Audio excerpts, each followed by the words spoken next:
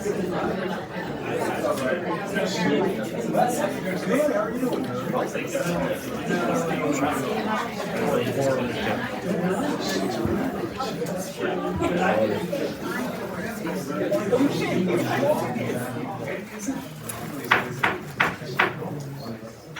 evening.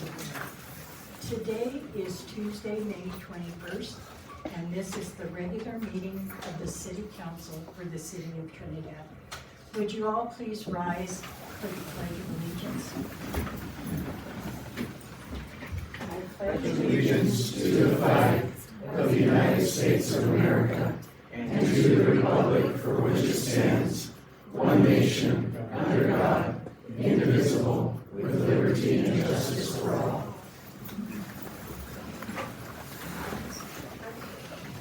I'd like to remind everybody to turn off your cell phones, and if you have hats on, please remove your hat. The following items are on file for consideration of council. Roll call. DeBono. Here. Shu. Here. Thurman. Trehill. Here. Ogletree. Yes. Williamson. Here. Griego. Here. Item number 2 is approval of the agenda. Mayor, I'd like to make a motion to move item 8A to immediately after this item before policy items and staff reports, given that there are so many people here Yes. in honor of Mr. Gio. Is there a second? Second. Call the vote, please. Shu. Yes. Trehill. Yes. Williamson. Yes. Ogletree. Yes. DeBono. Yes. Griego. Yes. So we go immediately to item 8A, a memorial resolution of the City Council of the City of Trinidad, Colorado, acknowledging the contributions of Gerald J. Dominic Chimino upon his passing. This is not a special meeting of City Council, but it's special in so many ways because this is our opportunity for a city to give thanks to a man that loved us unconditionally and contributed so much to our well-being. So with that, I need a motion to approve the memorial resolution for the City Council for a memorial resolution for Mr. Chimino. Is there a motion? So moved. Second. Second. I will read the resolution, and because this is special, and I have to explain something to you. Usually when somebody within the city does something extraordinary or for the community, it's usually a proclamation.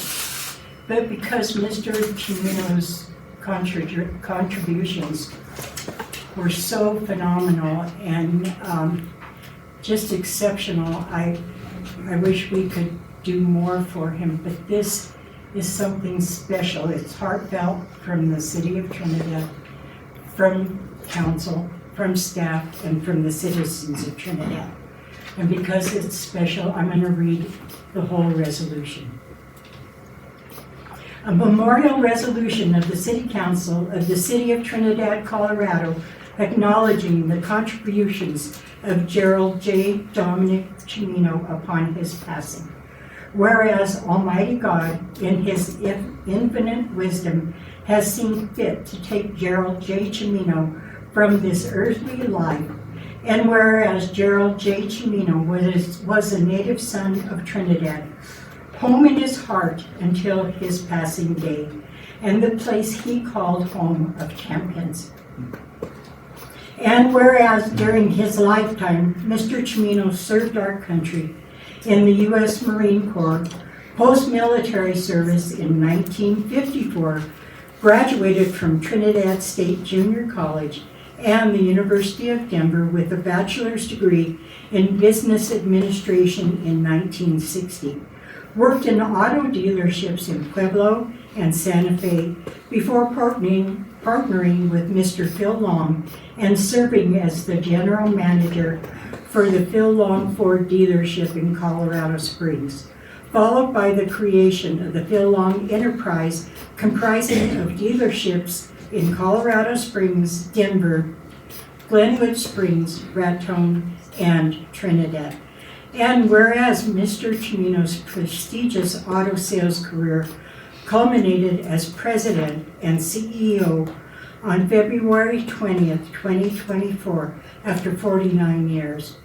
And whereas over the course of Mr. Chimino's career, he received many honors, including the Al Pomar Foundation's Governor John A. Love Award, Ford Motor Company's Salute to Dealers Award, the Citizen Meritorious Service Award, the Columbine Individual Development Award, the Columbine Individual Citation Award, the John Veneza Memorial Award, the Council of College Resource Award.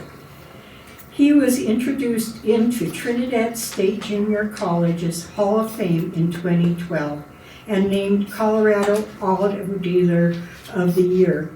In 2013, he was named the Humanitarian of the Year by the American Red Cross. In 2020, he was inducted into the Colorado Business Hall of Fame and was part of the Colorado Automobile Dealers Association inaugural Automotive Hall of Fame class. He was named a notable military veteran by Automotive News in 2022 and was inducted into the Ford Motor Company's Hall of Fame. Whereas Mr. Chimino's legacy is not only about being a well-known and respected businessman, but being a community advocate, a philanthropist, helping his fellow man in so many ways in many arenas, including military veterans, active military, youth, and residents of all walks of life with community health and dental services in Los Animas County. And whereas Gerald J. Chimino's life and his passing have impacted this community greatly, but his memory will live on in the many accomplishments that have bettered Trinidad's economy vastly, now and for years to come. And whereas upon the passing of Gerald J. Dominic Chimino, the City of Trinidad wishes, by this resolution, to acknowledge his many contributions to the community and to express its regret and sorrow to the family of Gerald J. Chimino, Trinidad's own champion. Now, therefore, be it resolved by the City Council of the City of Trinidad, Colorado, the Mayor and City Council do hereby extend condolences to the family of Gerald J. Chimino, and by this resolution, do hereby remember the many outstanding contributions he made to the Trinidad community. Be further resolved that this resolution shall become a part of the official minutes of the proceedings of the Trinidad City Council, and a copy of the same shall be provided to the family of Gerald J. Chimino. Introduced and read and adopted this 21st day of May 2024. May I have the call the vote, please? DeBono, Yes. Shu, Yes. Trujillo, Yes. Ogletree, Yes. Williamson, Yes. Griego. Yes. Does anyone on council want to say anything? Pretty well says it there.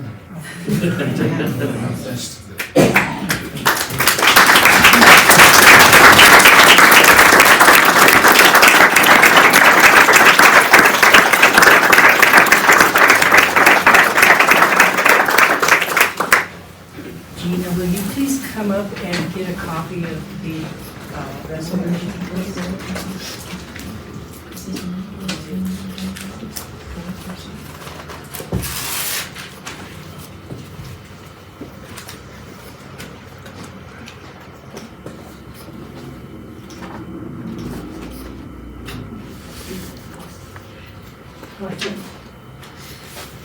Good evening, everyone. Mayor, thank you for that. My name is Gina Chimino, and I am Jay's oldest daughter. On behalf of my siblings and I would like to say thank you to Mayor Griego and all of the city of Trinidad for recognizing our father and his efforts to champion this community. And thank you to everyone here tonight, our family, friends, employees, and partners. He cared so deeply for everyone. Our dad was born and raised right here in Trinidad. The love he had for his hometown, the commitment he made to give back to it, and the passion he had for uplifting others and helping them to be the best they could be was huge. He would often recount stories of his childhood and growing up in the city of the champions. The world was full of possibilities, and his vision was higher than Fisher's Peak. That's pretty high. That's pretty high. This is evident with the numerous partnerships he created throughout this city to strengthen the community at large with the establishment of Mount Carmel Wellness and Community Center, as well as Sister Blandina Wellness Gardens, to better the health and wellness of the people of Trinidad and Los Animas County, serving them in mind, body, and spirit. Our dad was a United States Marine veteran who had a passion for helping military members, veterans, and their families, and founded the Mount Carmel Veteran Service Center to help them as they transitioned into civilian life. He taught us all to be resilient in achieving our goals and to never take no for an answer, to always push forward, right, Mayor? With an unwavering focus as creative thinkers, both in business and in the community. Our dad's love for helping others continues to touch lives across the state, from historic preservation and revitalization to developing outdoor recreational opportunities and everything in between. He lived to always put people first. It is an honor and a privilege to have this memorial resolution adopted. And it is our goal to carry on his legacy he tirelessly built, to always take care of others. Thank you.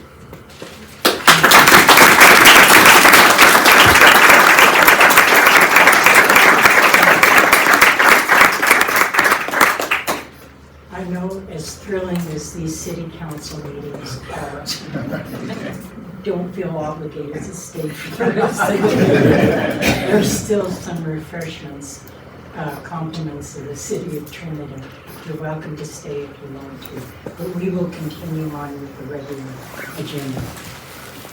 Item 3A, policy items and staff reports. 3A, ARPA update and honorable merit award presentation.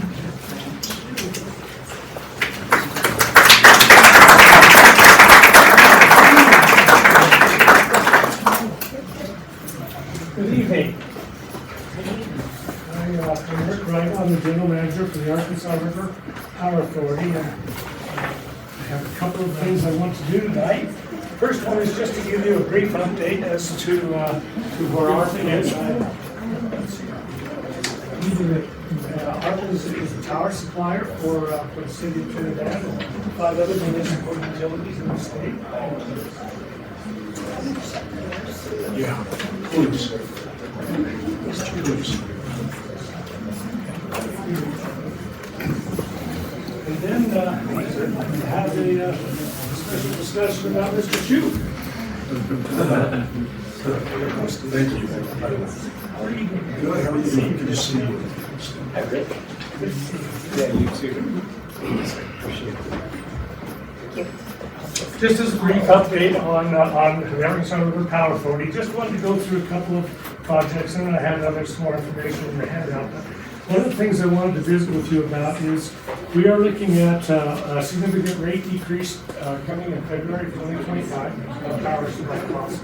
We're seeing that we're entering into a new power supply contract that will result in our power supply being quite a bit lower. and we are going to pass on that reduction to the member cities. So at our board meeting here in 2 weeks, the board will look at some different rate structures. But we will see a significant reduction in our rates for our members. We're also looking at, we engaged an engineering firm, City Light and Power Engineering, to do distribution system studies for all of our member utilities. One of the things we're seeing with the solar, rooftop solars coming, EV charging, this transition to the electrification transition is the impact it's having on our members' distribution systems. We think that it's important for them to take a real hard look at the state of their electric systems. This project will provide a priority of projects to grid hardening and grid resiliency, to grid hardening and grid resiliency, and prepare them for what we see coming with the electric transition. We think it will also put us in a position to help apply for grants to do some of those infrastructure upgrades. We're also in the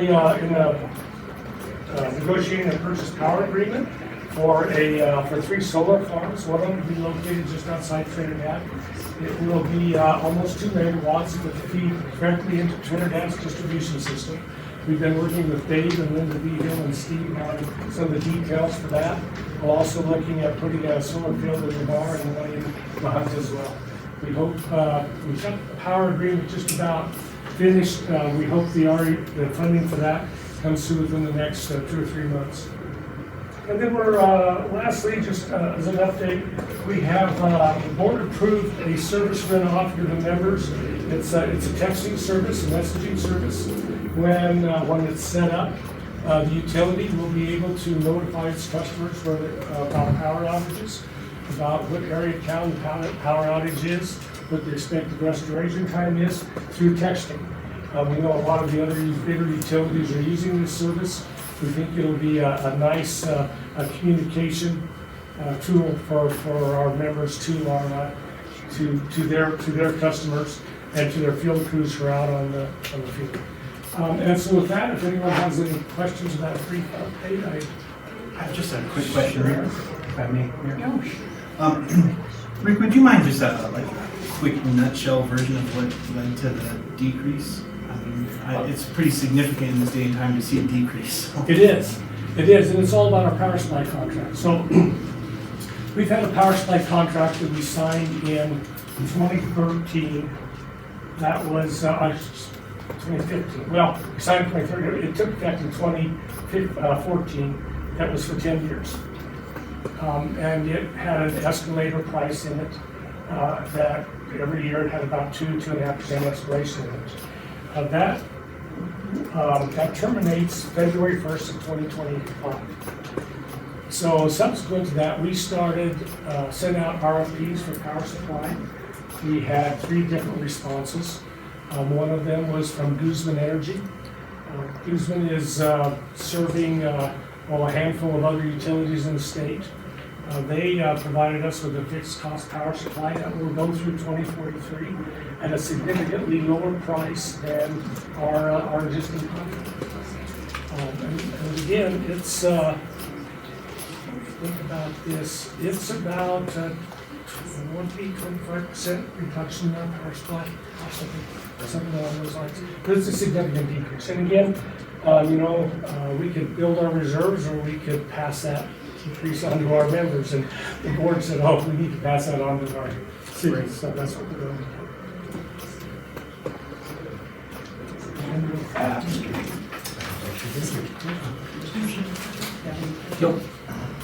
well, the Arkansas River Power Authority has a honor roll of merit, and it's presented to a person or organization that makes a significant effort and unselfish contribution either to the mission and purpose of ARPA or the betterment of the ARPA member communities.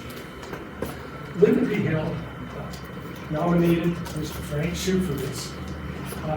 Frank, it's my honor and pleasure to present this honor roll of merit to you for your unselfish service to the city of Trinidad, serving in both the police department and the electric department for over 20 years, and for your public service commitment as a member of the Trinidad City Council and the ARPA Board of Directors. And I just want to say, this is Frank's second term on the ARPA board. And the last term was when we had a lot of things going on. And we're not necessarily on the same page. Frank was really, I really appreciated Frank's outlook on things. It was never personal. He represented Trinidad very well, but he did it in a way that, you know, we didn't end up having to throw rocks at each other over some areas of dispute. And I really appreciated the way you did that, Frank. So it really is my pleasure to give you this award tonight.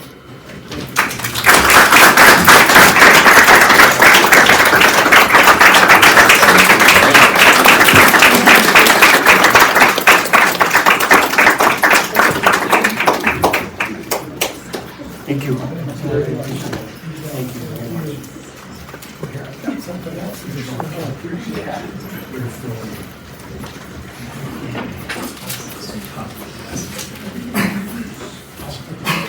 And we'll also recognize Frank at our board meeting on May 30th. Thank you, Rick.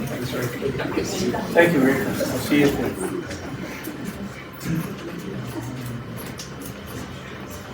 Congratulations, Frank. 3B, Jessica Huffman, Carnegie Library update.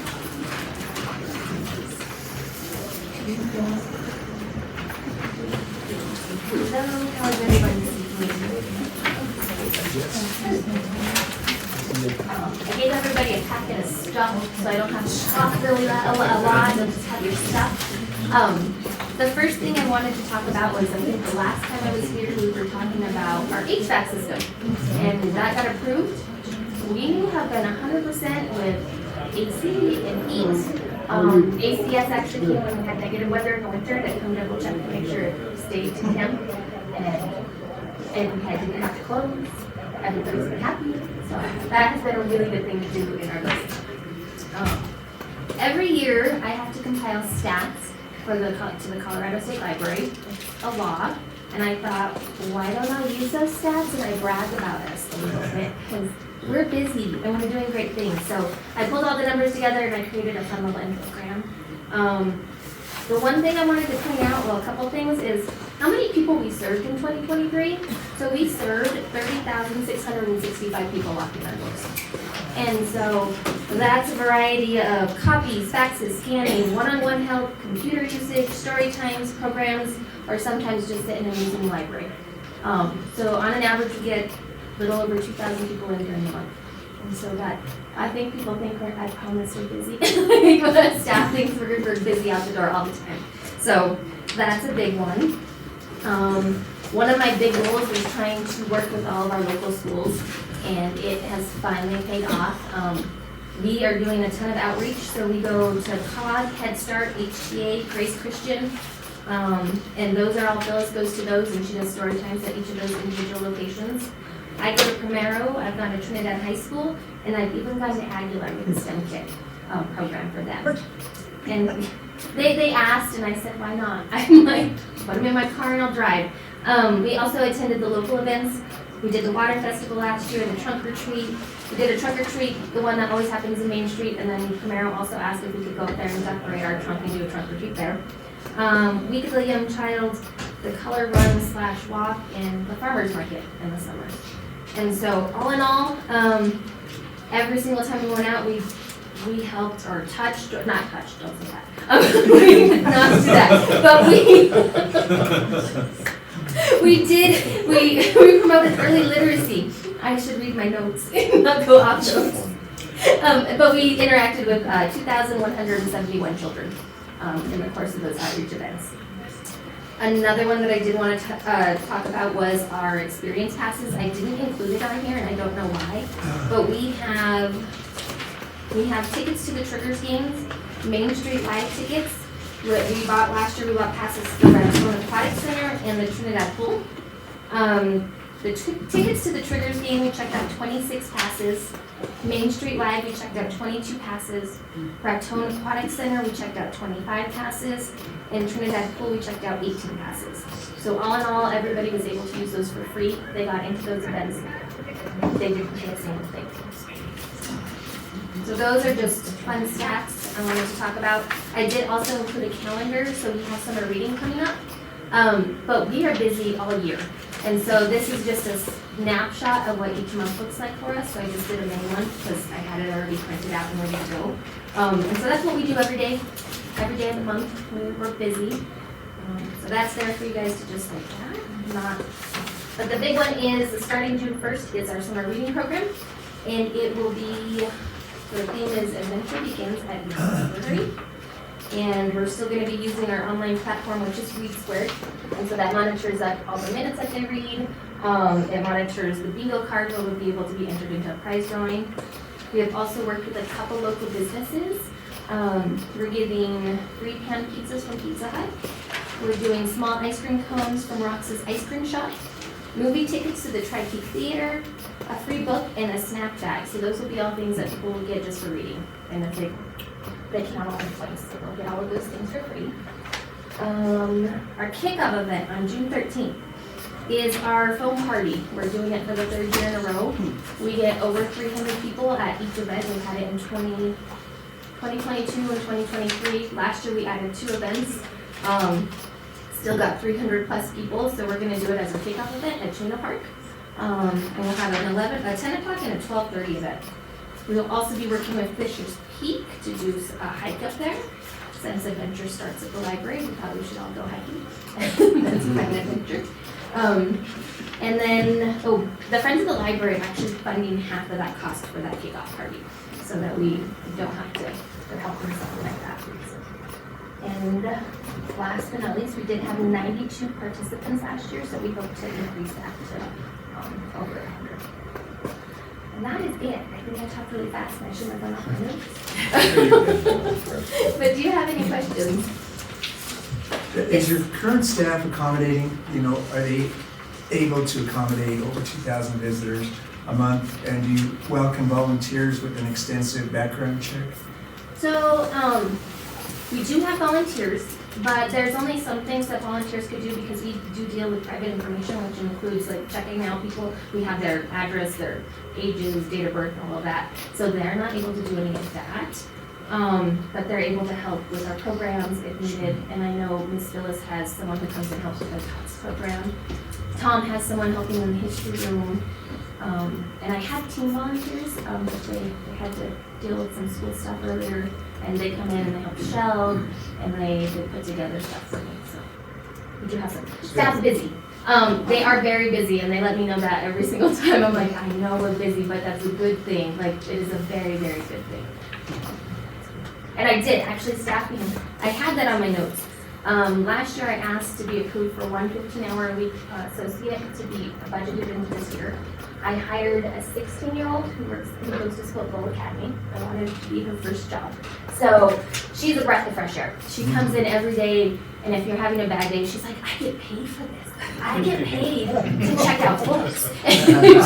So every time we're like, oh my God, it's a day at work, she's like, no, this is amazing. And so we have added that extra staff member, and it's good. Have you thought about starting a chess club?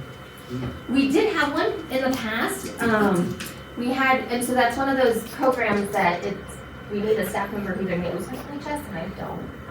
But we did have a volunteer, and that was prior COVID. So we would need a volunteer to come out and kind of facilitate that, since chess is hard. I can play checkers.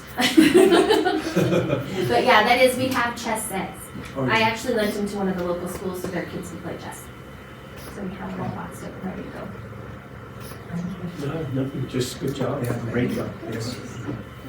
Thank you for everything. That's just amazing. This is loaded. I know, that's, I was like, I won't talk a lot, I'll just show you my pretty pictures. As usual, thank you so much for your passion for kids. You're welcome. Thank you. Thank you very much. Wait, I'm not. Just getting started. You've done a fantastic job. I mean, I can't believe the changes from, I think, the first couple of years I was on council. The changes that you've made and the enthusiasm that you present and the services you provide are phenomenal. And I want to thank you. And I know Phyllis Kilgore's gonna be really upset with me, but I think she should stand up because she has been working at the library. Stand up, Phyllis. She came here.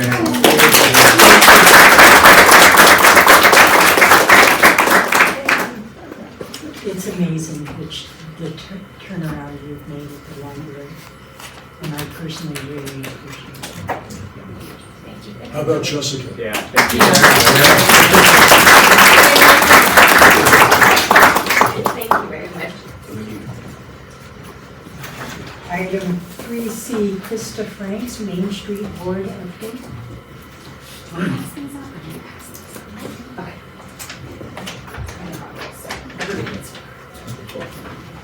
Let me start by saying this is the best council meeting I've ever been to. So It's not I over. know. It's not It's not over over, yet. but Right. we got proclamations, good news all around. So what we're passing out is just a few updates about our Main Street Board. Thank you very much to Mayor, Council, staff, all of our guests that are here, the members of the board that are here. My name is Krista Franks. I think we figured that part out. That's pretty easy. I am the chair of the Historic Main Street here in Trinidad, Colorado.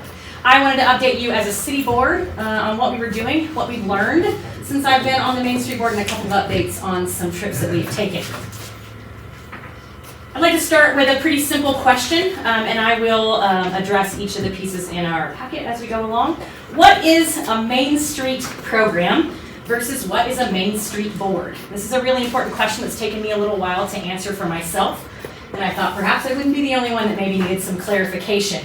So Main Street is a nationally accredited program.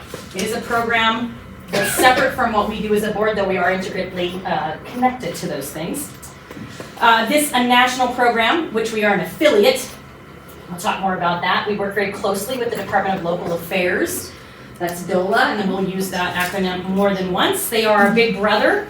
Margie Farindelli, if you do not know, is the director of this program, along with the Creative District program. So there's a lot of similarities in these programs that we'll talk about. I will stick with my lane, which is Main Street, as we talk about what the difference between the two are. So as a Main Street program, I want to use the Fox Theater as one of our big examples, one, because I'm in there every day.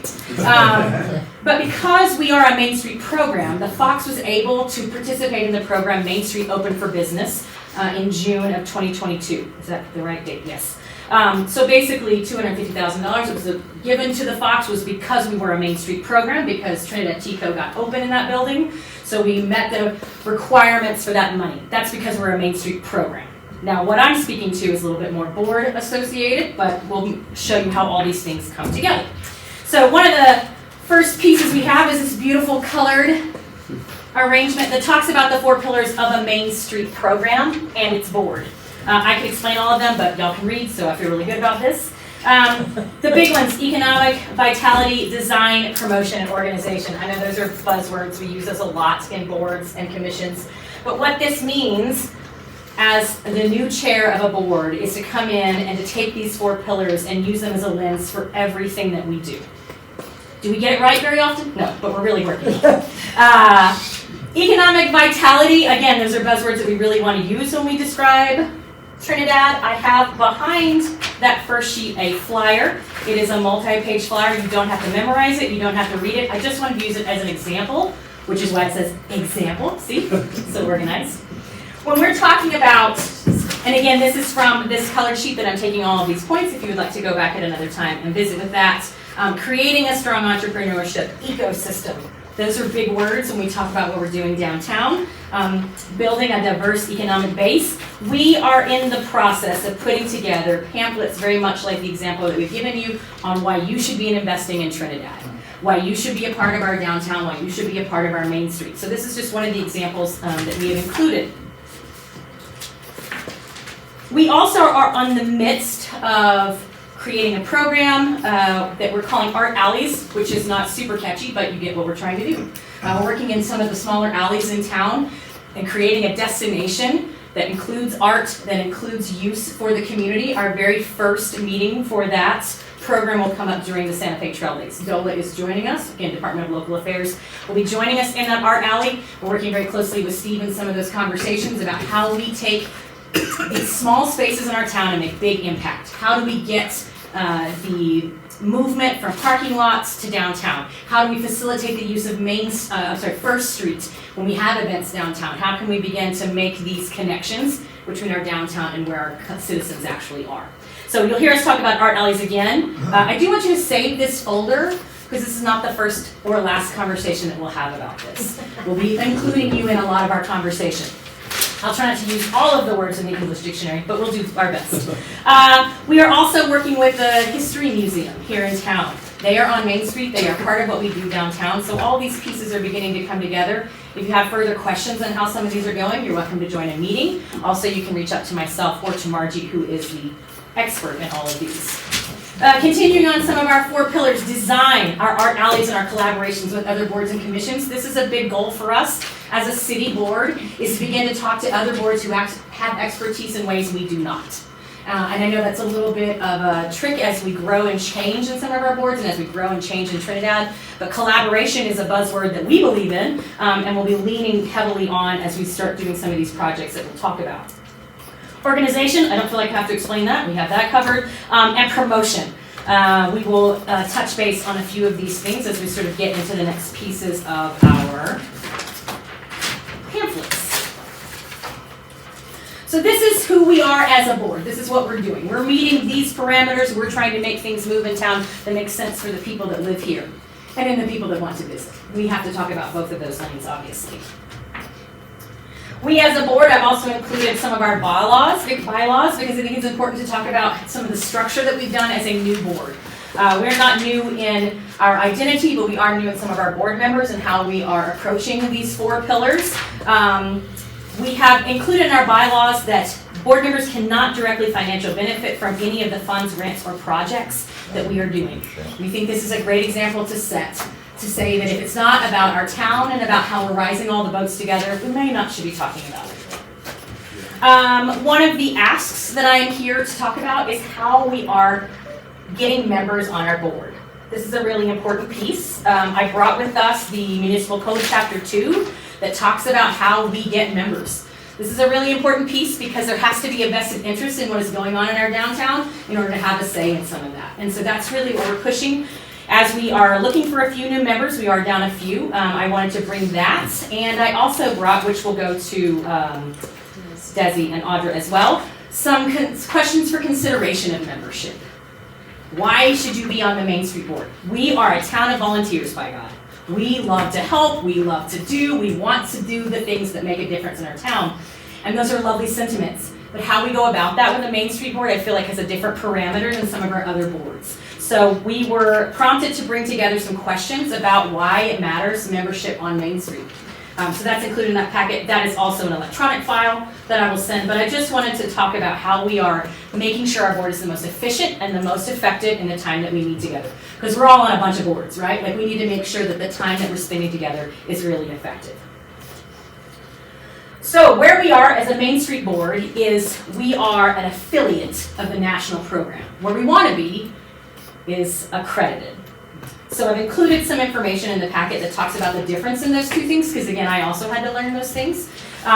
Basically, we still have the training wheels on, is what's happening. And we would like to be on a big bike someday. And so there are some needs and there are some goals that we have to meet.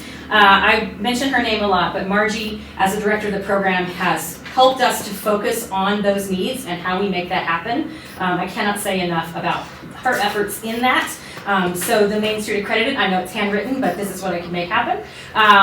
This talks about the difference, how we get to accreditation. We have 2 big asks when it comes to Main Street, one of which is a budget. Now I know that's a tricky subject.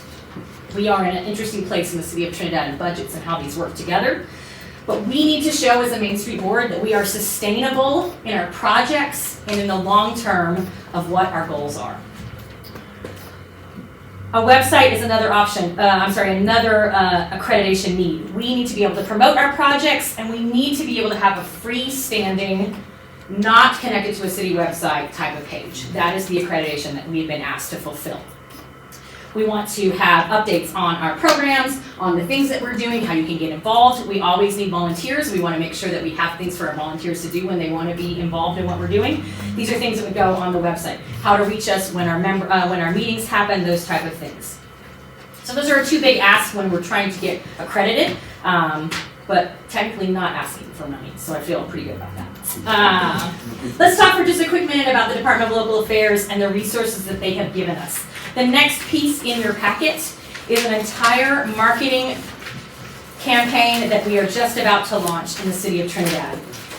The Department of Local Affairs has provided us with a strategic planning exhibition. We were, for 6 weeks, I feel like, just talking about Trinidad and trying to understand what our message was as a Main Street board. Who are we as Trinidad? Who are we as a Main Street board? It always came back to heart and soul. So you will see that many times over in these logos. Because the one thing that I think Main Street can do in a really beautiful way is to remind Trinidad of our pride, to build the morale that sometimes feels a bit shaky in a small town. And the only way that I can think to do that is someone who is not from here, who will never be able to change that fact, to be for Trinidad and from Trinidad. Sometimes those overlap. We are for Trinidad. We are for the heart and soul of what we are, of who we are, and what we're trying to do. So this and the remaining flyer that's in your packet is, these files are basically going to be given to every downtown business, not just every business that we can get a hold of. We want businesses to be able to make posters or t-shirts or cups or stickers, any type of merchandise that brings us together as a community with no one else's name on it, but Trinidad we think is an important piece. We tend to be, small business owners work hard in this town. How do we support that in a real visceral way? And this is our solution to that. This is the product of DOLA and their resources that they very abundantly share with us as Main Street. Our flyer here is one of our last pieces, begins in color and has pretty pictures, so everybody likes that, keeps the attention span going, is what we will be giving to business owners on how to use this, how to execute this. Right now we're working on meeting together with business owners, explaining what it is and why it matters, why it's important. We as a board are printing up some window decals and stickers, which you got an example of in your packet. We didn't stick it to the packet, so you can use it on your water cups, on your laptops, however you would like to do it. Put it on your shirt if you would like. But we want to be able to communicate with downtown businesses in a way that makes sense and makes the needs of our community a much more vital part of our conversations. So this is just a little bit of what Main Street is sort of beginning to make happen here. Let me check my notes, make sure I covered everything that was important. One of the tasks that we are constantly in focus of is how DOLA supports us financially, and mostly just when we are frustrated and think, how are we ever going to accomplish this? DOLA is the one that talks us off the ledge, so we're very grateful for that. How are we going to make this happen? I do have a few other points, but I want to stop and make sure that I'm being really clear about what I'm talking about and what we're getting done. Because you all are so intimidating behind the desk. So I get a little nervous, but I'm so passionate about what we're doing with Main Street and how this works and why it matters in what we're doing here that I want to make sure if there's any questions that I have those ready and available. And if I don't know, Margie's here, so we're good. Aaron, do you have any questions? I don't have any questions, but I did really appreciate the presentation. It's nice to see that coming together. Like I said, this is the best council meeting I've ever been to. It's all good news. Manny is one of, Manny or Manuel, how do you? Manny. Okay, I was like, Manuel. Manny is our city liaison, so he's familiar with most of this conversation and has sort of seen the way that we are restructuring and regrouping as a board. He knows most of this. And as quickly as you put this together, I really want to applaud you. How Thanks. you came out. I mean, you did a wonderful job. Thank you for the beautiful presentation. I am a huge fan of the stickers. And so since the first time that you guys mentioned it, when they first started on council, which wasn't very fun. No. And I finally got one. So thank you so much for everything you're doing. I have a couple more points, but I just, again, want to kind of pause for, Continue. I want to really wrap this up. Again, appreciate your time today, but I want to say thank you for sending members of the Main Street Board to the National Conference. 6,000 people is a lot. It was a lot to be in Birmingham, Alabama in May. Oh my Lord, the humidity. But Steve was able to go with us, and this was such a huge part of what we're trying to talk about with Main Street and how we start the momentum on what's going on. 6,000 plus people, which included Main Street directors, board members, dignitaries, city staffers, Whoever booked the flights, whoever booked our hotels, whoever made sure we were where we needed to be, I'm so grateful. I don't actually know who that person was, Margie could tell me, but I wanted to say thank you. One, for sparing Steve, because I think it was huge for him to be a part of that and to understand that the city is committed to what we're doing. Those small pieces really make a huge difference. And what we learned from going to Birmingham, from urban farms, teaching farms, underpass usage, collaborating with other boards, again, that was really driven home as a point. It was 3 days of just complete chaos and learning and knowledge and sweating all of the time. But what we learned was that our challenges are not unique to us. We did hang out with the Colorado folks a lot, so our Colorado Main Street, we spent a lot of time with. To learn that their challenges are very similar to ours makes us feel like we're not quite so alone when we're trying to reestablish and trying to restart the conversation about why Main Street is here and why it's important to you as a program and as a board. We did see some amazing things, ate some amazing food. If you've never had sweet potato pie, it's a great opportunity to stop and try it. But we learned about people, and I think sometimes when we're Main Street and we're a city board and we're meeting all the time, as business owners we're the same way. It's always business. It's always what are we trying to get done. If we're not talking as people, we're sort of forgetting the point. So Alabama, for all of its challenges with the mosquitoes, did teach us to talk to each other, to reach out to Pagosa Springs, to reach out to Montrose and ask, how are you dealing with this? How are you doing this? What have you learned? Myself and Margie took a trip in March and we visited Main Streets and we asked, how are you dealing with trees? How are you dealing with parking? How are you dealing with your homeless community? How are you keeping people engaged when it feels like everything is working against them? Because sometimes we have those days in Trinidad. How do we meet an audience? How do we meet our community that struggles to buy groceries? How do we make this relevant to everybody that lives in Trinidad? And the things that we've learned and what we've picked up along the way has changed me as a person, but it's changed me as a board member, certainly. So, if there's no further questions, and I didn't forget anything important, I have one thing to okay. say, if I can. If you get a chance to, she's little.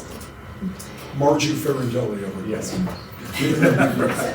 I would just encourage you to please drive by the museum, the History Museum on First and Walnut, and check out the rose garden that Main Street, mostly Krista planted.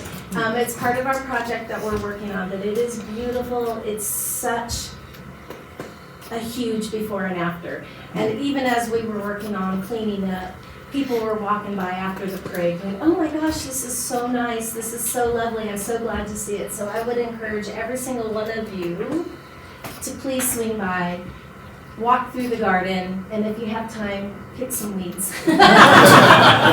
Thank you so much for your time. I really appreciate you. You guys have a great night. Yes, please. I'm sorry. First of all, Chris, I don't think we could ask for anyone better to be in the position that you have. I'm just so grateful for that.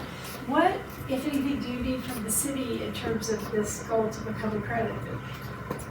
So the website is our big piece. They want to see that we're communicating outside of our board meetings, which I do think is really important. And then somehow to present a budget to the Department of Local Affairs. We have to rate ourselves quarterly, and that's always a big piece when we talk about the sustainability. And I want to quickly, if someone's loaning me or giving me some money, they want to know how I'm using it. They want to know that I'm being responsible. And as a board, we have to show the sustainability of some of these things that we're doing. And the easiest way and the only way they've given us an option is by presenting a budget for that. So I don't know what that looks like because I know that's changed for boards and how that's approached. I know the budget is always tricky to make everybody happy and get all the things done that we need. I get those things. I want us to be a board that doesn't solely rely on the city. And in order for us to do that, we have to have a budget that shows that the city supports us. That's also a big buy-in. But also that this is what we're given, but this is what we're able to get done. By getting these grants, by being more than just an affiliate, to be accredited then allows us to have access to more funds and more programs. So we want to get to that point. But I understand them needing some responsibility and some transparency about how we're doing that. And budget and website are two that we can't really get past. I don't know what the parameters are with us being a city board, how we have a website that's not linked to a city website, how it's a standalone entity. I don't know what that looks like. That's not my expertise, but obviously I'm willing to work hard on it. And then how we present a budget.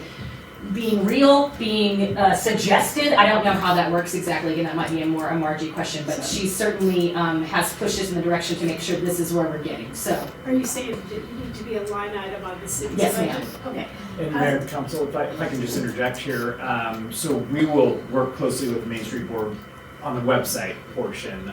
We do have, for example, Visit Trinidad, which we're working on right now, is a separate website from the city. As far as budget goes, what we're contemplating is as we get Space to Create up to par and get our restaurant in, thank you, Krista.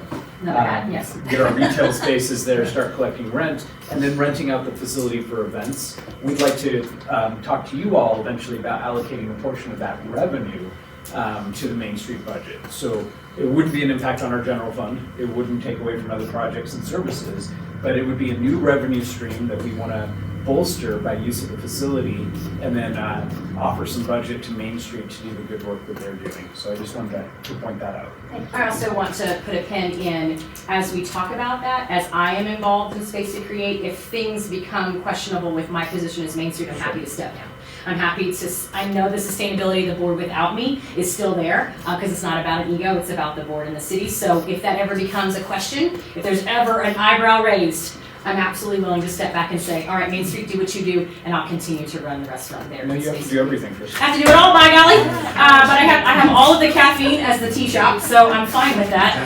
Again, we're just really grateful for, again, the support that the city has shown, and again, for sending us places where we can learn and grow. That's a huge, thanks for your time. I really appreciate everybody. Thank you. Thank you, Chris.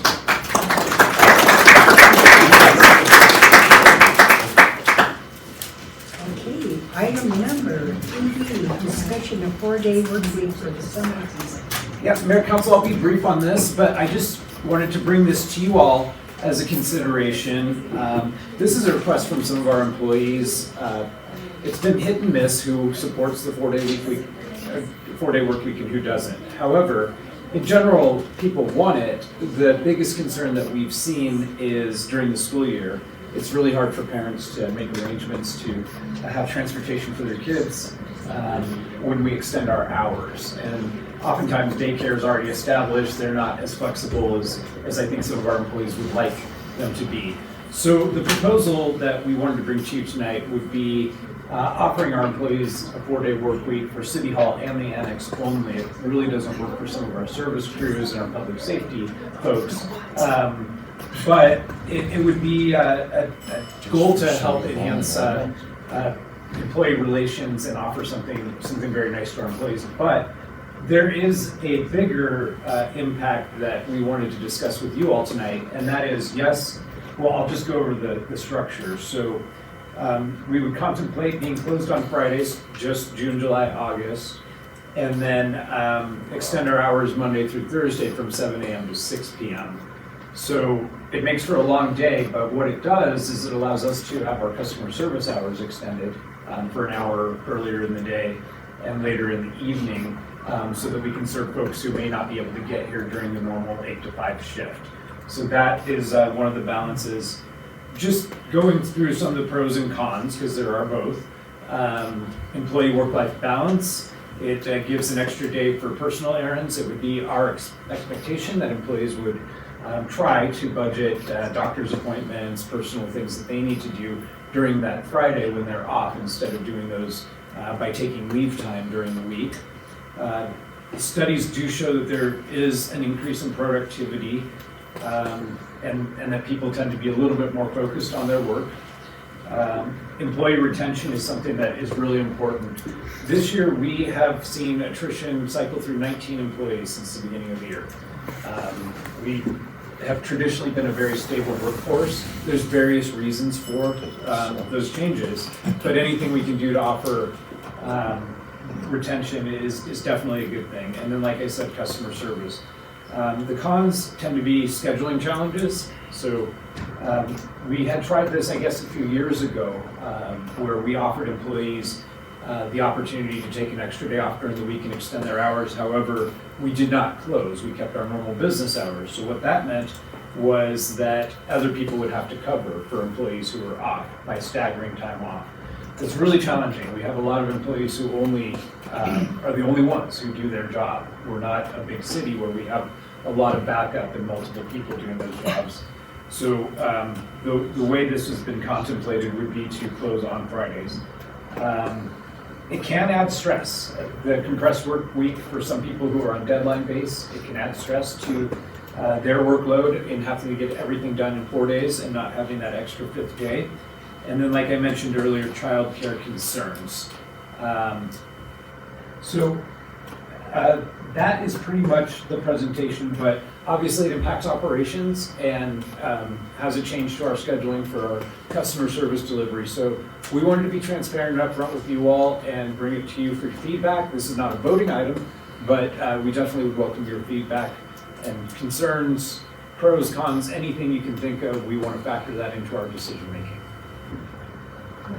One of the first things I thought was about staggering it, having some people off on Monday, some people off on Friday.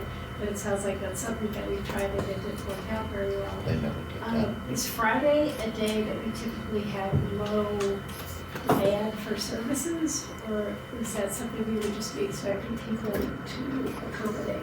Friday tends to be a lower customer service day, definitely. A lot of people in the community take Fridays off for holidays, that type of thing. So we do see definitely a reduction on Friday, but we do service the public on Friday and see a lot of people come through, so that does happen as well. So the building would not be open though to the public, but would you be here? Would there be some staff here, or how would that work? The building wouldn't be open to the public, however, I'm sure there were several people who would want to still come in on that Friday and enjoy the quietness, I would say, of not having interruptions or other, a bunch of staff members here as well. So Steve, you're talking how many months out of the year? Because I have mixed feelings about this. I don't know Sure. how that's gonna work. You're talking summer months through October or through the fall? No, it would just be summer months, but while school is not in session. So it wouldn't even be the entirety of June, July, August. It would just be when school is not in session. So you don't think a non-operational workday on Friday is gonna create an impact for the rest of the 4-day remaining week before that? It certainly could. And the balance would be that we're extending our customer service hours Monday through Thursday. So, you know, we certainly, that's why we were talking to you about this today. I don't see that it would affect our ability to get tasks done, that type of thing, particularly with our essential services still continuing to happen on Friday. The services that we provide here at City Hall that tend to be customer service focused would be city clerk's operations, so business licensing, that type of thing, municipal court inquiries that might come through, anything development services and permitting, and then certainly utilities customer service as well. So it's not gonna affect any other departments where they have to be on call after, as opposed to a 5-day work week, like you said, like utilities, electric, power? That's correct. So it's not gonna affect any of those departments at all? Yeah. I don't know, when we did that at school, we did 5-4 and then we went to a straight 4 after Thanksgiving. It worked well in some regard, but you found out that people that were there during the week, they always made their way back on Friday to finish up on things. So maybe that staff, if they can't finish up by Thursday at 7 o'clock, they're gonna have to come back in on Friday. Sure. Or will they carry over to the following Monday? It just depends on the deadlines, the workload, that type of thing. So none of the departments, as far as parks, rec, they'll all be working regular shifts, right? Yeah, so anything essential services, so definitely public safety, but then We're talking street and bridge. Street and bridge, yes, those would still be operational on their normal schedule. And they have a different schedule anyway, so Right. they come in a little bit earlier than the rest of us. So. Library is another one also that would keep its normal schedule.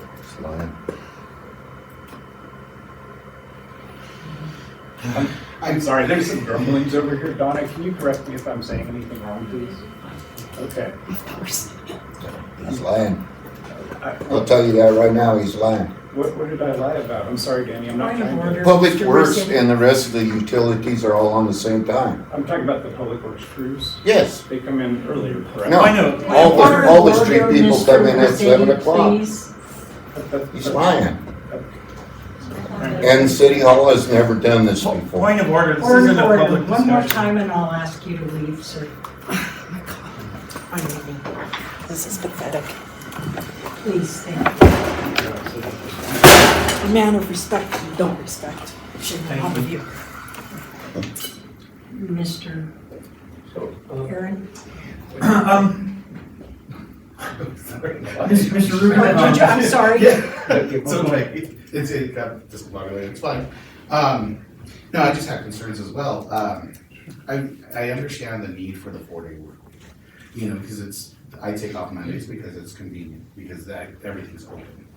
You know, and most of our school teachers and stuff and school staff are off on Fridays as well, and a lot of them have to run their errands. And then once again, we're gonna pop in on that window where now we're shut down. So to be able to come in and do their business that they need to do on those days, we're actually hindering that group as well. You know, so it's kind of a back and forth. Maybe I'm not clear. I may not be understanding. So utility department downstairs where they take bills would be closed. Right, Okay. And permits would be closed on that day as well. correct. And for me, I know that during the summer, that's our busiest time for building. So I could see this in the winter, possibly even when, you know, when we really do drop in business is what my feelings are. But even if we just had one person that manned the permit, maybe take payments for municipal court, possibly one person downstairs, you know, or somebody that's still having that service accessible. I think that is where we're doing our due diligence to providing the service that we're supposed to be providing. So that's kind of the way I was looking at it. But I do completely agree with the 4-day, but staggered.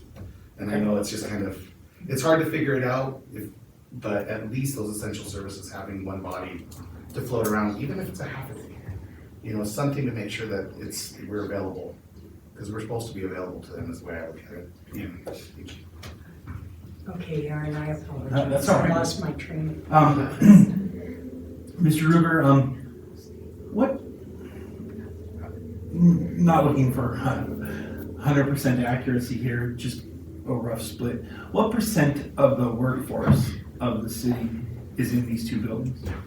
Well, let's see, we have 162-ish employees total. Donna, do you know how many city hall staff and annex staff we have at 20. office in these buildings? Probably 20. Okay, thank you. What the hallmark reason for doing this, if you had to pick one reason, you started by saying that there's been people requesting it, but the hallmark reason for doing this, what is it? It's employee work-life balance. When the kids are off in the summer, it just allows that extra time to Okay. take some extra time with your family. All right, thank you. So something that, sorry, I lost my train of thought, but It's going around. what Councilman Manny says. What he said about having someone here, I think that's alluding to consistency. And I think that it's important that we are consistent for the people that pay taxes, make all this happen. A lot of people complain, and I'm not being negative about this, but a lot of people complain about it's hard to remember restaurant schedules in Trinidad. And sometimes it is. I think it's not right, in my opinion, if we start enforcing that mentality for people coming to do business in our place here. I think that we should be available in a consistent fashion, not we can apply for a building permit on Friday from 8 to noon and Monday through Thursday. I think that it's important we just do the 5-day work week. And the last thing that I would say, if it's for employee work-life balance, I think we're setting ourselves up for a disservice to the majority of our employees, because the majority of our employees will not have the option to do that, at least in the way that it's set up. So I think it almost it smacks of favoritism in some ways, an unequal treatment, and I think, you know, like it or not, we're entering an era where that's more and more visible that that will cause problems. My opinion is I think that we should remain with a 5-day work week. However, as a city manager, that's under your purview, but my input would be to remain with a 5-day work week. That would be another issue too is, oh, I'm sorry. I was That's just gonna okay. ask her a question. Go ahead. When we have a lot of projects going on, so what, our engineering are gonna be on? And the building inspector, I think they need to be out there working, because we can't catch up with projects that we got now. Sure. And they can't be doing work at 6 o'clock at night, so they should be out there 5 days a week.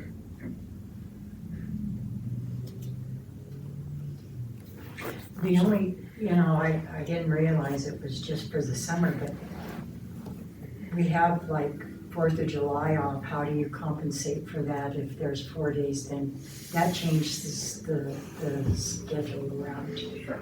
And I mean, when you talk about the employees of the city, the people that work in these two buildings are different than the other departments, because like tonight, there's staff that works in this building. There's 3 of you there and some of you back there that are here, and it's 7 o'clock and everybody else has gone home at 5.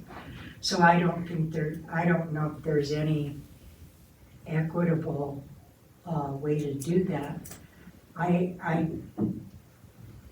see that maybe this is gonna be something in the future that's gonna happen for everybody. But I wish we could measure productivity if we're gonna do it as a test. If we could measure our effectiveness and if we're losing service to our citizens at the end of this period, and see if it's really something that is doable. But I think this is at your discretion, Mr. Lugar. No, thank you for the feedback, and like I said, this is a request that came up from some of our employees. So I didn't want to unilaterally make the decision without getting your input and feedback, so I very much appreciate it, thank you. Yes, sir. Steve, was this a consensus agreement with the staff members that you spoke to, or was it the majority, or were some as opposed to this? Yeah, that's a great question. We did a survey about a year ago just in general on this proposal. And at that point, it wasn't just for the summer season. And it was pretty much 50-50, but most of the feedback we got is that it's a concern for childcare, for folks who had kids. And it would be very challenging for them to get their kids to the bus and then make it here by 7 a.m. as well. So there wasn't really much in the survey that we saw that just was flat, no, I like working 5 days. The concerns generally surrounded around scheduling. So this is why the proposal is coming forward just for the summer season. Any other questions? Is it possible to create jobs that are 4 days, I mean, to accommodate those people that are interested in that kind of a work life? And maybe it's possible to just create jobs that accommodate that, and then not have to close the building. Yeah, I agree with you on that, because I was thinking we don't only just service Trinidad District 1, and they're off on Fridays, but Honey is on Mondays. And a lot of, I believe some staff have kids in Honey, and that changed it for them too, that they would probably rather be off on a Monday to be with their kids, you know? So, or maybe a day, I don't know. You know? Yeah. But that's what I We're just said. talking summer though. Yeah, so that's what I was like, but if it becomes something later on as a discussion, that may be, but I agree, there may be an option, maybe as an accommodation for those that have those situations. Sure.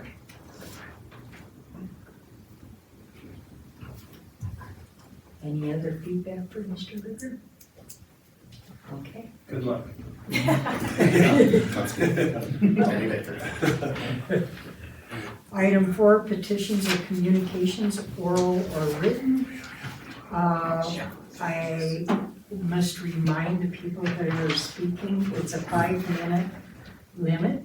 It is, you shouldn't expect any feedback from council. We're just merely here listening to you. And I think that's it. And our first person to ask to address council is Bryce Kennedy.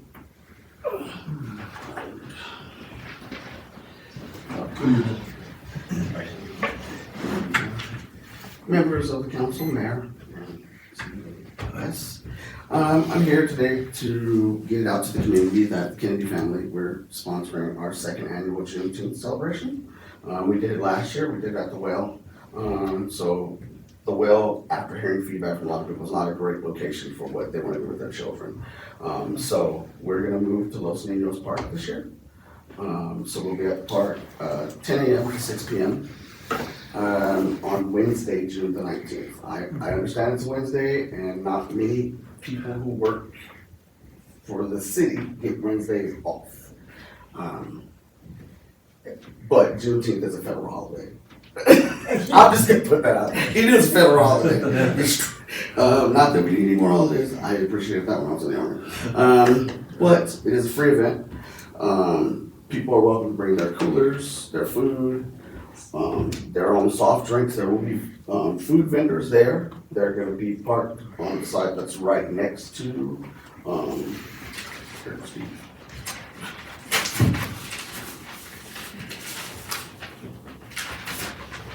Thank you, sir. Get this out.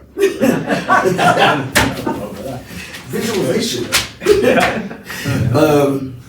So for the kids, we want to do some face painting. My mom's gonna come back and teach them how to make drums.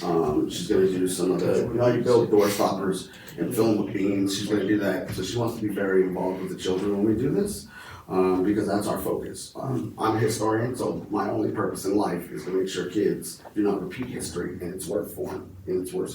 So, I would thank Mrs. Griego Insurance is our first sponsor for this, so it helps when you get some sponsorship in there. And my other sponsors, we've got Native Roots, Self-Made Barber, and The Well, because in the afternoon we will move from the park to a drag show at The Well starting at 7 p.m. and that's because I walk this fine line. Parents, bring your kids wherever you want to, I don't care. But I don't want to hear in your mouth about the drag show, because that's a piece of my fun too. So we split it up. The only thing we're still waiting on is the bounce house insurance. So that the bounce house is probably going to be the only thing that may or may not get canceled. But there'll be plenty of stuff for kids to do. And also, if you guys can keep your coffee cans and your oatmeal jug cans. Right now, we put a box out in front of my house. And then I put one out by Fort Wooten because I'm part of the American Legion. So people can dump them off because I need those for the kids. Let's see, okay. So at Juneteenth, we want to do a barbecue cook-off. So everybody in the community is welcome to participate. Only stipulation is they should be red foods in color.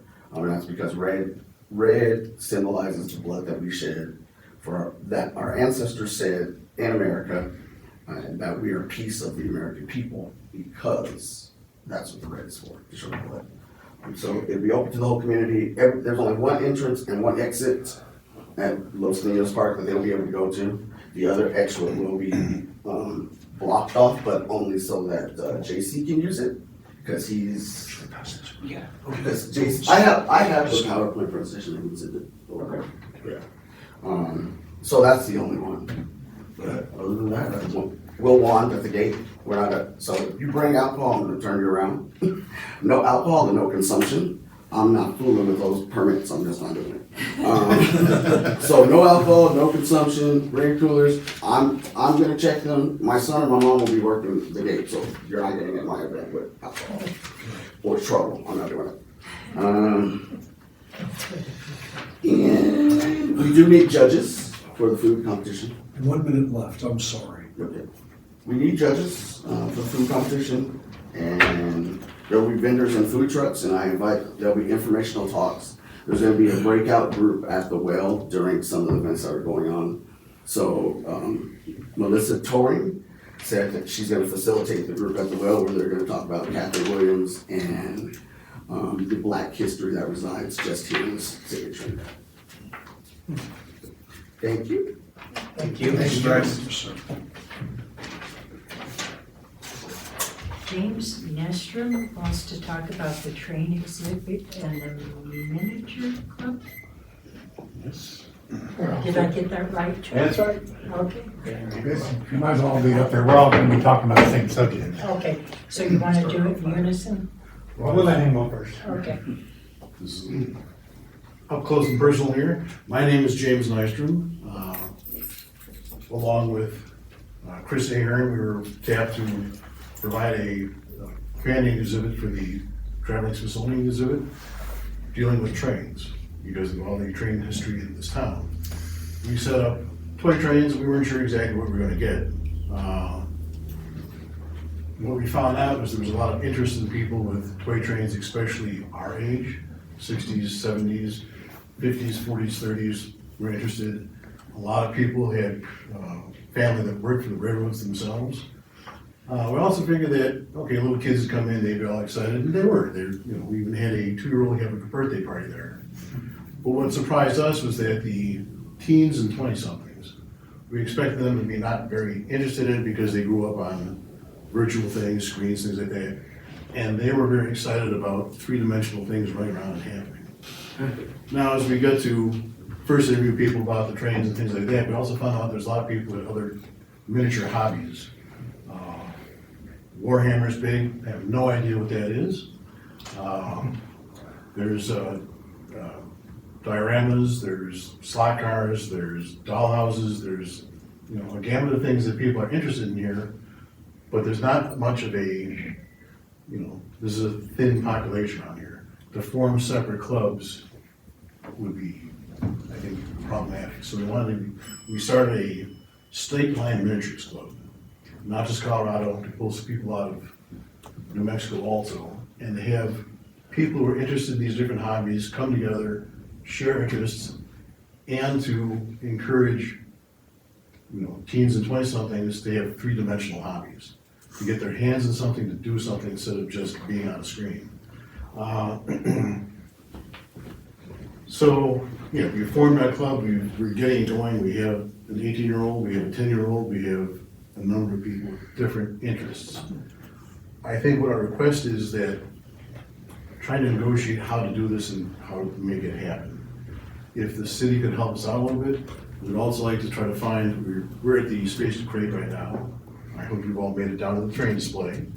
But we'd like to find a more permanent home, however that happens. Does the city have places we can go, or there's a lot of, sadly, there's vacant buildings in this town? Is there a place where we can fit in and be able to continue on and have a place for people to come together, have interest in their hobbies, share their knowledge, and just, I think it'd be good for, the residents in this town and to reach out to our youth. We're inspired by Skate what they're doing. Bringing youth in, doing things for them, and I think too, just, we have a 10-year-old that shows up every week and helps us out, whatever. And I think it's also, there's working on the hobby, there's also life lessons that old people can share with them. So, like I said, my request is, what can you do to help us set this up to get it going? We've heard all kinds of contradictory advice on things, about 501(c), should we get it or not? Should we partner with somebody else? Do we file as an LLC or not? There's, it's basically just, we're here requesting help to get this going. We hope you like the idea. We think there's a need for it. We've been, since the Smithsonian Institution exhibit left in the beginning of January, we've still been going. And Chris went through the paperwork. We get about 20 people a day. So that's great. There are fewer in crummy weather activities and things that go on. We get a lot more. We've had over 100 in one day. So there is interest in it. There's people who are, we've had certain time testing here to show that there is continued interest, so whatever you could do to reach out to help us, that would be wonderful. I think that's it. Anybody else have anything to say? A couple things. Mr. Garrett? Good to be back here. It's been several years since I've been in front of the city council. I'm not representing a newspaper or a church group or anything like that, but I am representing this club because I really want to get actively involved in it. First of all, I do want to say a couple things about Jay Chimino. One, he was a very big model train enthusiast. He had a huge layout, I understand, in his house.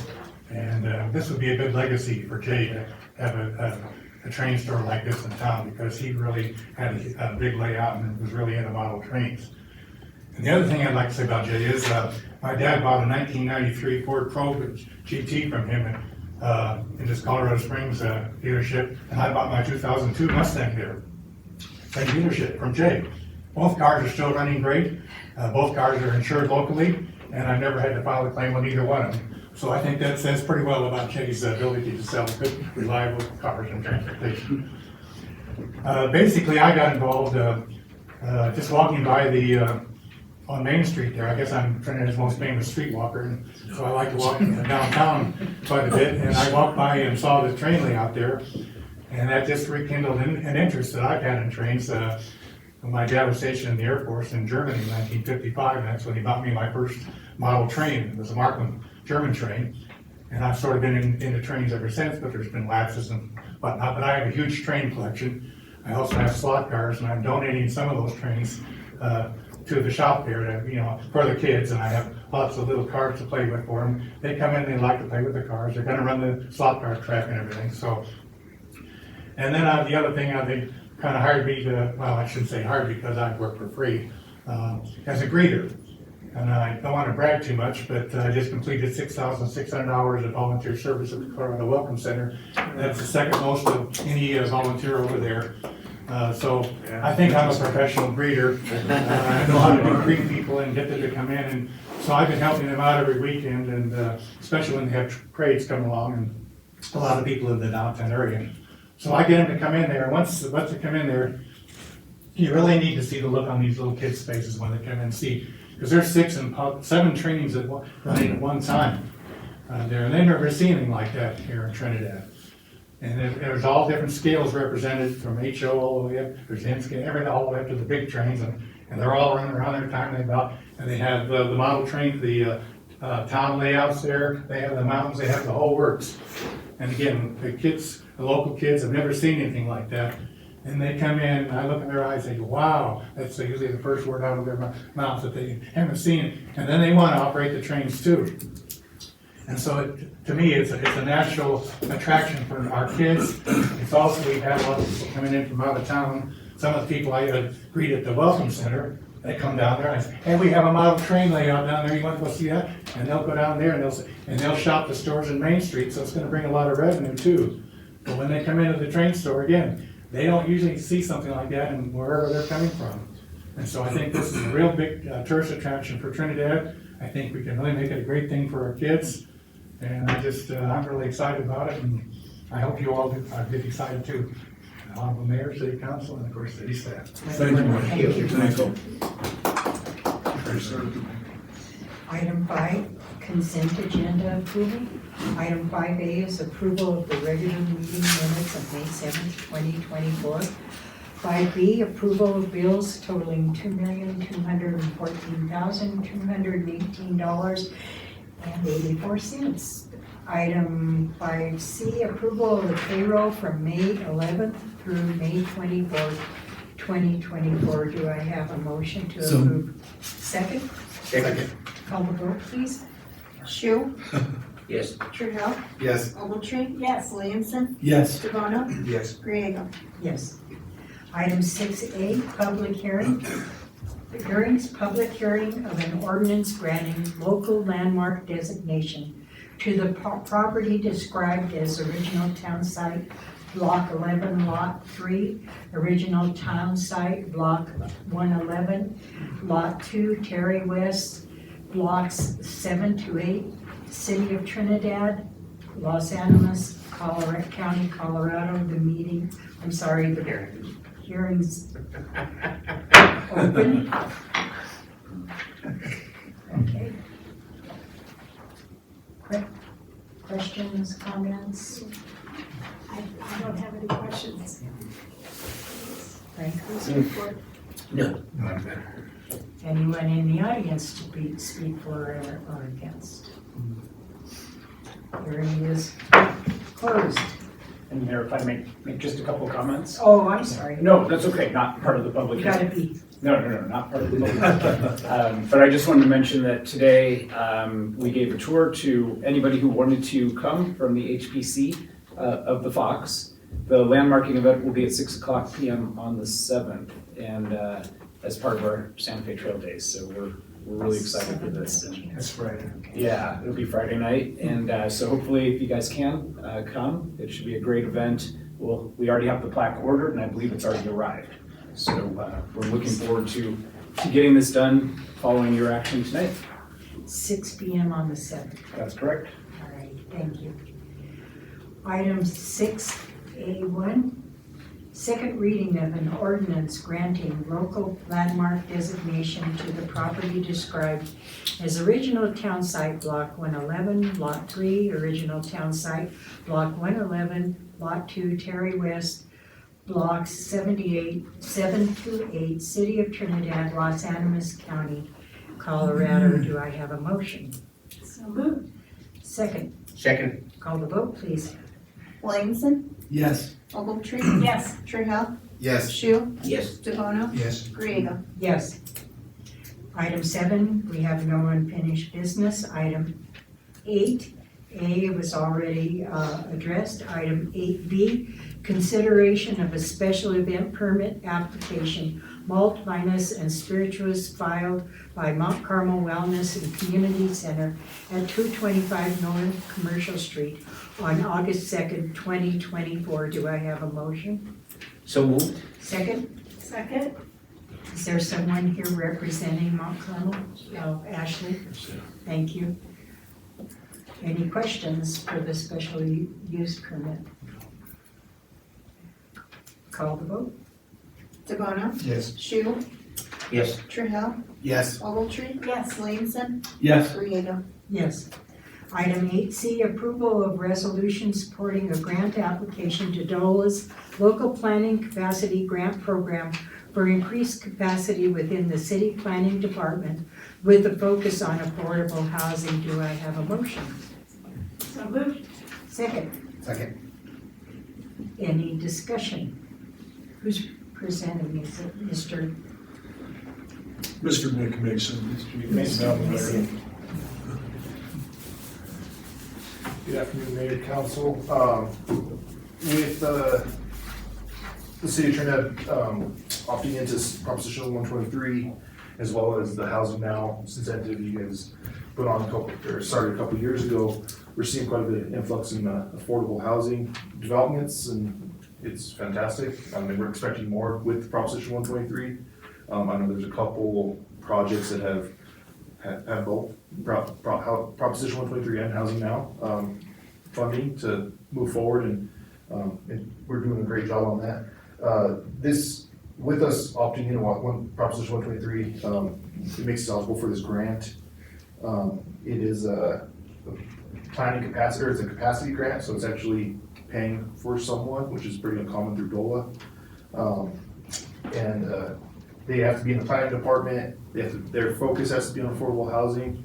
We are trying to tie in as many aspects as we can to help us in the planning department in general as well. It's not just specifically affordable housing. It's also, they understand no one can just focus on affordable housing all the time. So there's that, and then also a portion of this grant could be used to pay consultants. So we'll be looking at that as well. Probably keeping some consultant we've been using for affordable housing. That's all I got. Questions? Mayor, Council, if I may just add a couple things to you, Nick.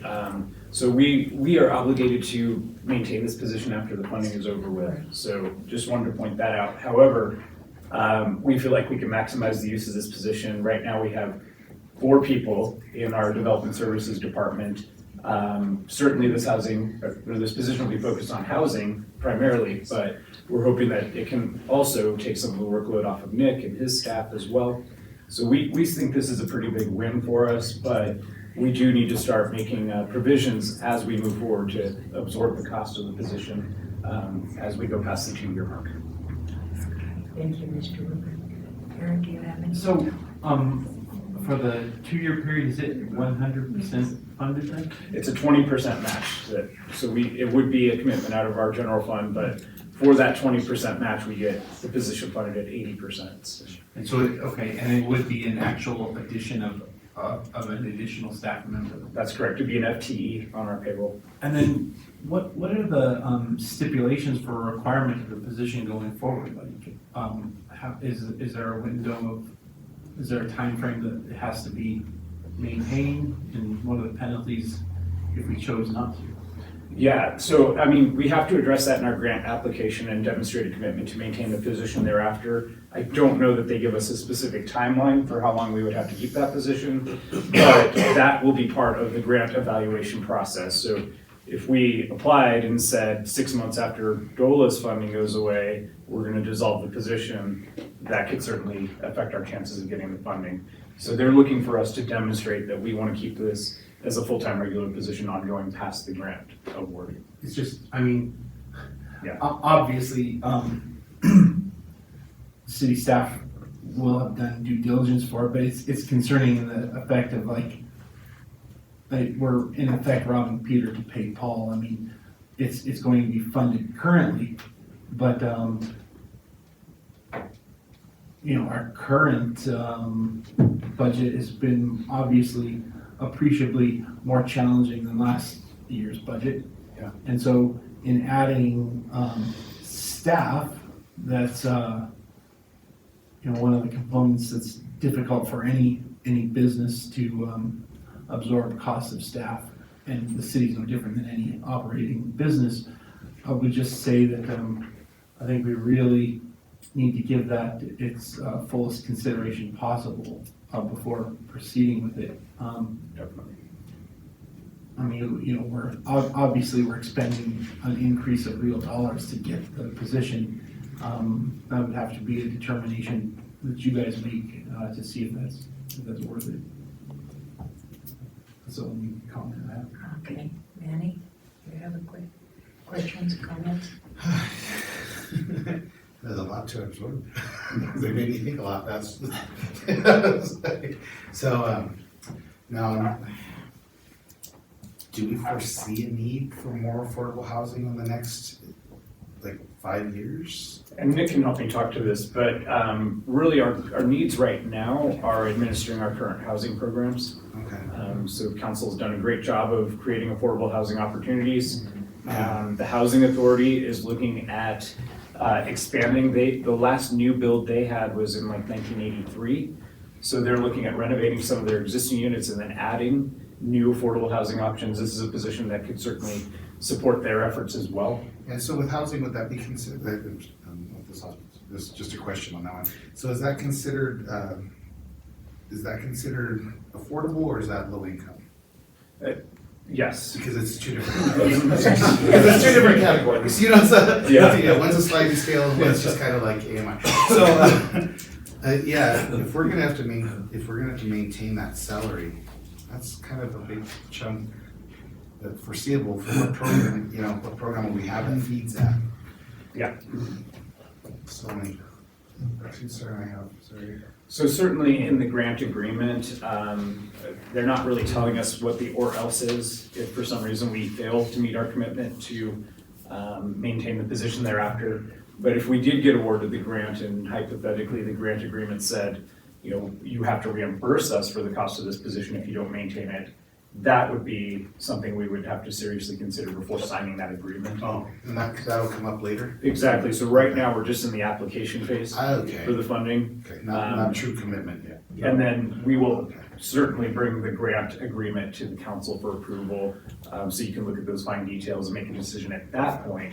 Right now, we're just considering applying for the position and seeing if seeing if that's something we want to do and move forward with. Because I think it's a great idea. That position would help out a ton. Like you said, just later on, that's the scary part. But if we could figure out how to maintain it, I think it would be a great idea. So my recommendation would be to apply. This is the whole point of Prop 123 and this funding. And then again, when we get to the grant award phase, should we get awarded it, if there are red flags and we don't feel like we can keep that commitment or it doesn't make sense for us, we'll have that opportunity to address it at that time. Okay, thank you. I also want to say that this is also for consulting. That's right. So that's looped in there, so it's not just one big lump salary or anything like that, it's also for consulting. And once if we ever get awarded, we work on that agreement, those type of details will be ironed out. This X amount is set aside for consulting, this X amount goes to a new employee. Right. First of all, we're putting too much stress on this little housing. We got all the housing we want in this town. They built this place out here, they can't even get applications for it. This is getting ridiculous. We need a planner that's gonna go out and bring us some businesses and develop this town instead of all the housing. And I have nothing against you, Nick. I mean, I know you're not into that. But to hire somebody to work on housing is it's just ridiculous. There's plenty of houses everywhere in this town, there's no problem. And we need to work on our community to get better businesses and bring some industry in that. And I know that's a tough job, but to just hire somebody to come in and work on housing and that, I think that's just ridiculous, even to put in for a grant for it. We're not getting any money out of it, we're just getting it employed. If you were getting money, it'd be different, maybe a different effect. But to me, that just doesn't make any sense for that part. We need to get working on development for this community to get it around. And everything's going downhill. People are leaving, you can go downtown now, you can see houses empty everywhere. We don't need to be building anything, we need to get taken care of what we got in this community. Yeah. Everything is that I want to say has been said already. I kind of agree with Councilman Williamson and Manny and Mr. Shu. So, yeah, I don't know how that's gonna work, so I'll pass to Councilman Ogletree. So, Mr. Mason, do you foresee how you could use this potential employee in? Yeah, so it gives me a chance to focus on bringing people to town instead of, right now I do have to, we go through the whole process of permitting these new projects and they do eat up quite a bit of time. That's where this kind of steps in. That's why the grant is really, that's why they created the grant, is they know that there's gonna be, you still have jobs to do, but there's gonna be this influx of affordable housing that's going to become happening. We need it or not, there's money out there to be had, people are going to chase after it and just try to develop. The housing now, yes, the funds are low, but those projects are still in work, and a lot of them have a lot of work to do, and there's a lot of work for the planning department on their end. So that's kind of where this is. There'd be another person to handle that and give me a chance to work on some of the other development that's not affordable housing. Thank you, that's really helpful. Yes. And I think I hear what Councilman Shu is saying, but I think my feeling is that we need to take a both-and approach, that we need to do both of these things. Affordable housing is a huge need in Colorado. It's a need here, which is why we started all this, but we also need economic development. I don't think you just ignore one to work on the other, so I support it. Nick, I have a question. So it says expenditure required 40,000 over 2 years as a grant match, and the request is for 160. Yeah, so the total is 200,000. Okay. Yes, yeah, sorry I about couldn't that. get, I was trying to get 20% out of the 160. But, so if we get the grant and we retain this employee, do we have to employ this individual at the same wage that they were getting when we hire them? Mayor, Council, no. I think at the point where we're 100% paying for it, we have full discretion as to what we pay the position, and if we want to augment the job duties, that's something we would want to make sure that we're allowed to do before signing the agreement. But, and correct me if I'm wrong, but it's been several years that we've been light in the planning department, haven't we? So it's kind of backlogged. I know we've lost a couple of people in that department and, oh geez, ever since I got onto council, almost 7 years ago, but I think you need some assistance. And then to Frank's point, I talked to the lady from Ecotech, the the biojet fuel company, and she's already in the process. She's got her first grant. So what came first, the chicken or the egg? So that's what we have to decide. She needs housing if this comes to fruition for 100 employees. So do we lag back and not continue with housing, affordable housing in Trinidad?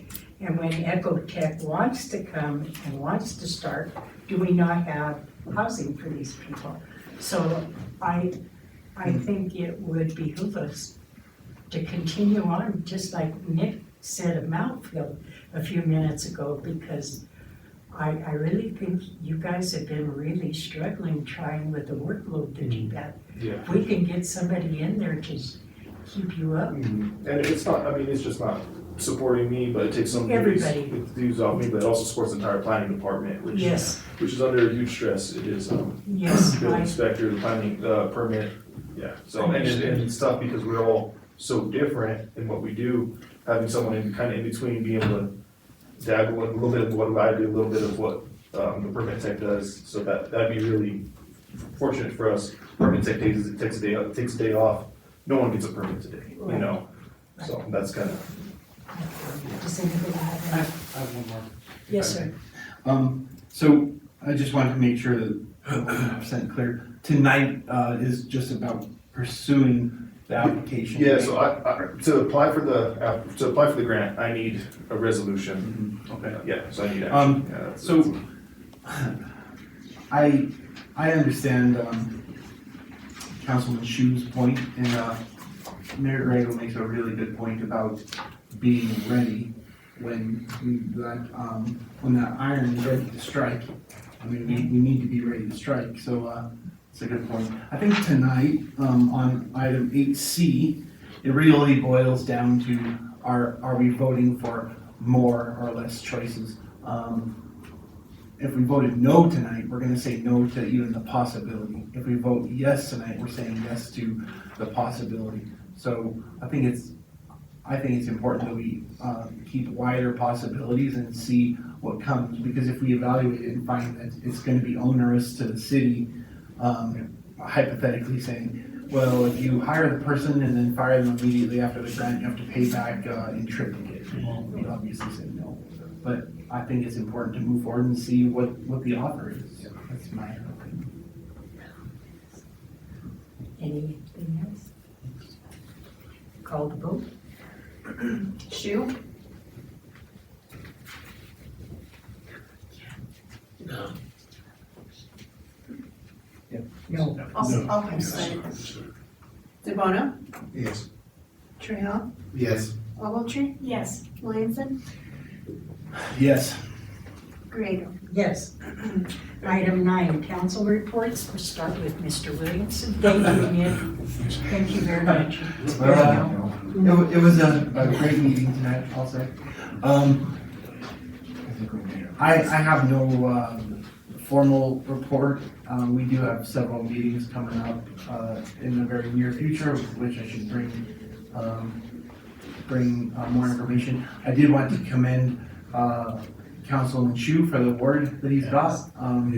And even on my short tenure at ARPA, his reputation for looking out for Trinidad in a fierce manner was, no, that's what I was greeted with walking into ARPA for the first night. They're like, well, you have big shoes to fill here historically. So I commend you, Frank, for doing that.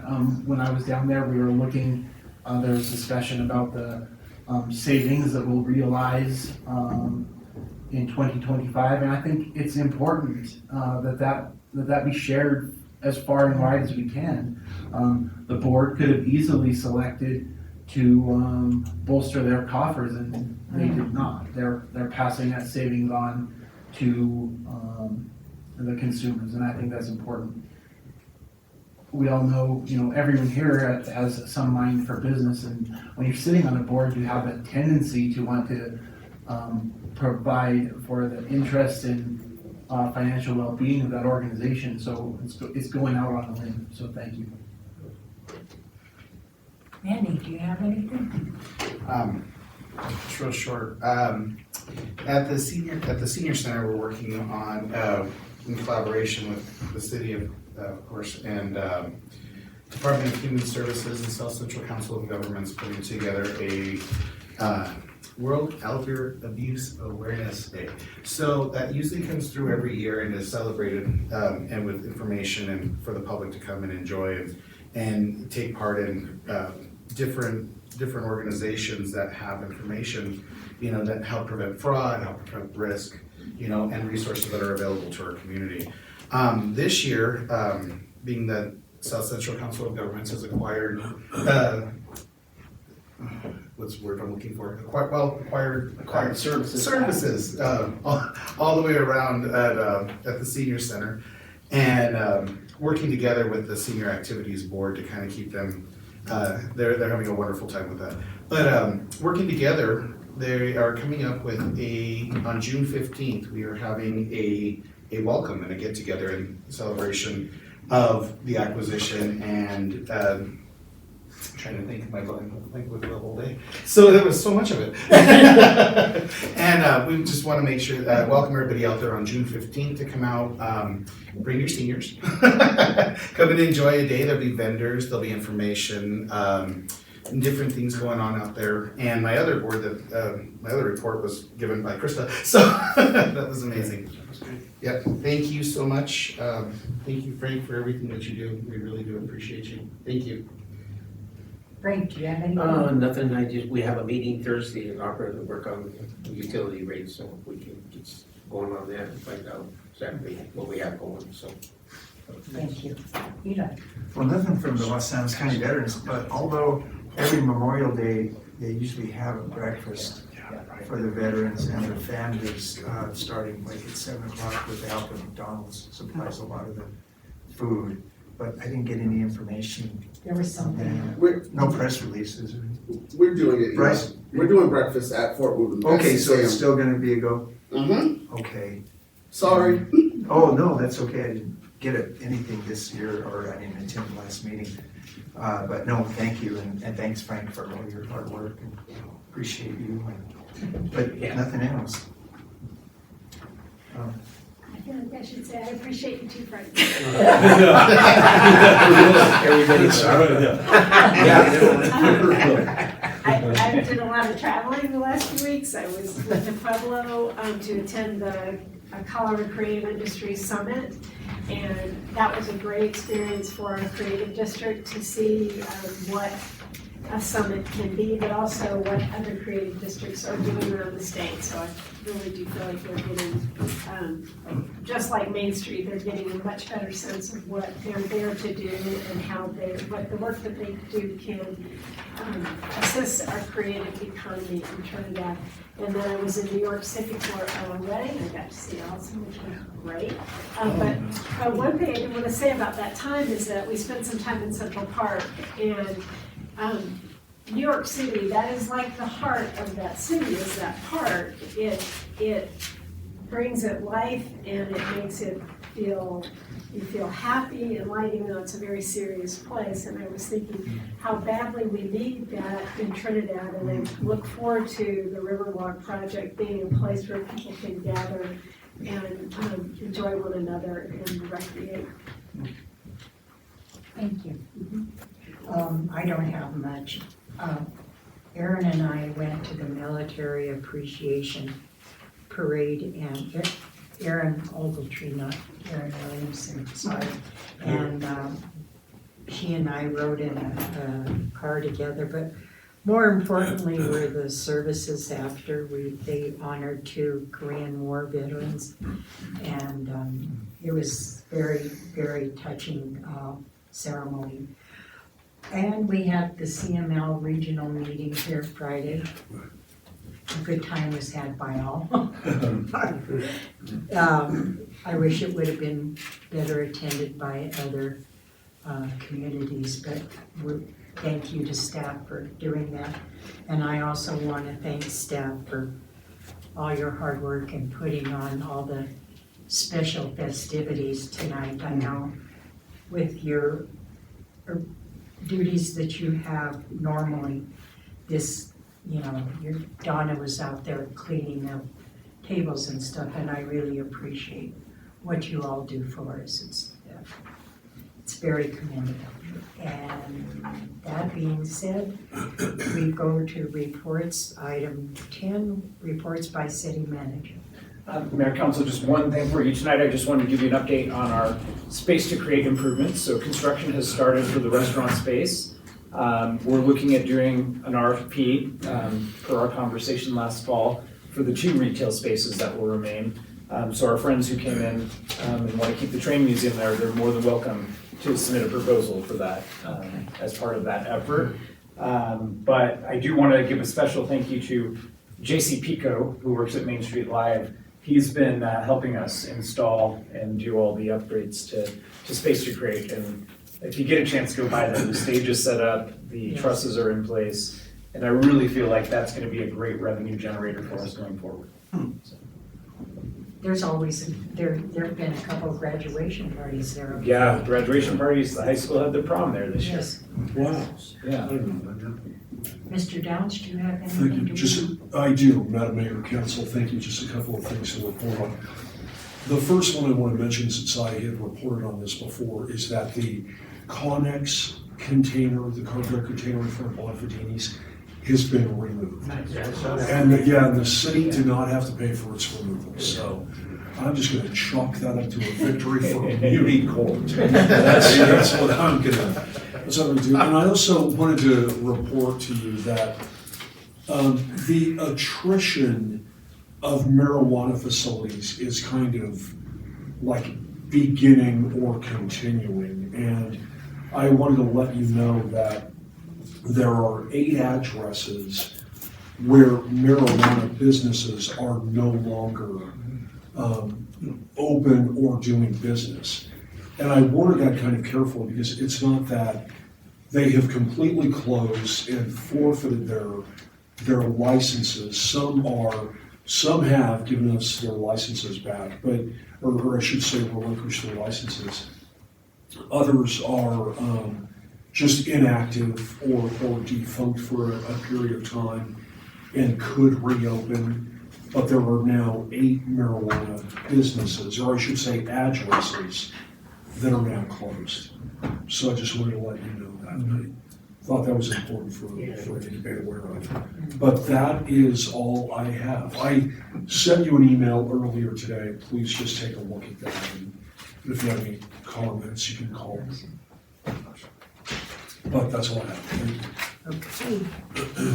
Item 11, executive session. For the purpose of determining positions relative to matters that may be subject to negotiations, developing strategy for negotiations, and/or instructing negotiators under CRS Section 24-6-402-4E development. Motion to go into executive session. So moved. Second. Call the vote, please. Ogletree? Yes. Trejo? Yes. Shu? Yes. DeBono? Yes. Williamson? Yes. Griego? Yes. Do you want to take like a 5-minute?